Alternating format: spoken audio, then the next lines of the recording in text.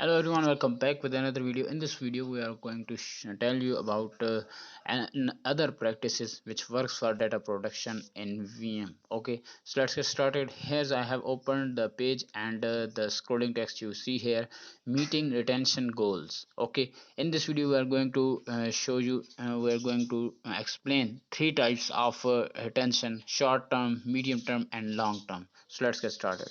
First of all, you have to know this description. At the core, backup and are used to restore data. Planning for various recovery scenarios is part of the challenge when designing a comprehensive backup strategy. With this comes the question of how to determine the number of restore points you need and how long they should be kept. Compromises must be made since you probably don't have an unlimited budget for a backup project. So first of all is short-term retention. Enterprises commonly perform restore from their more recent backups, i.e. ones that were performed within the last 30 days. This can typically be attributed to the fact that employees tend to largely work with the same data day after day.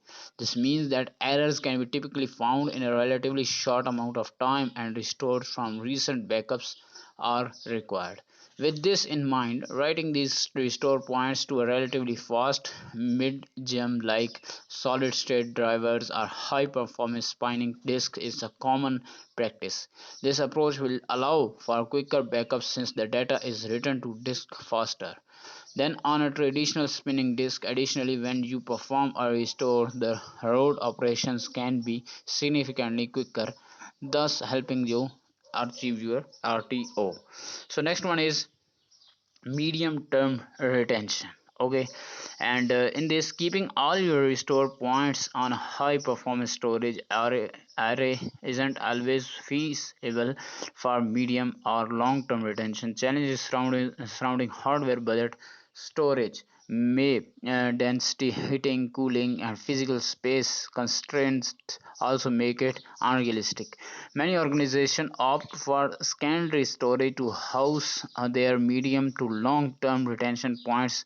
Although this isn't standard, it's not uncommon to see enterprises keep 12 months worth of restore points on a slower storage array. These systems are typically cheaper than high performance storage while offering higher overall capacity.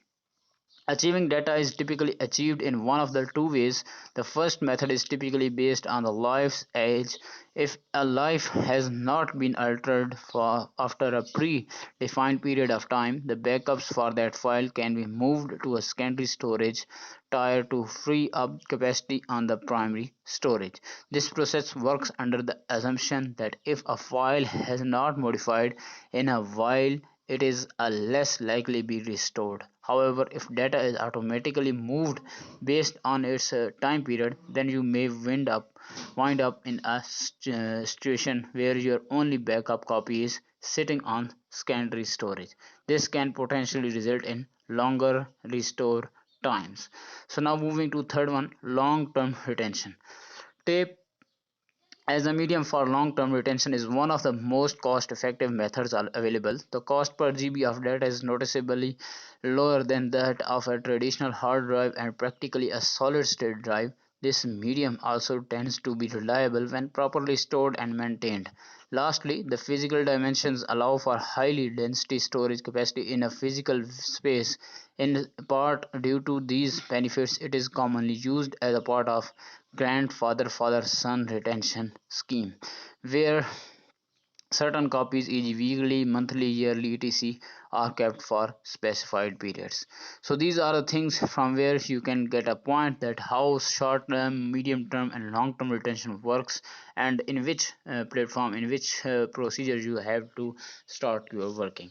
I hope guys your point should be clear in this video. See you again next video with another video. Thanks for watching.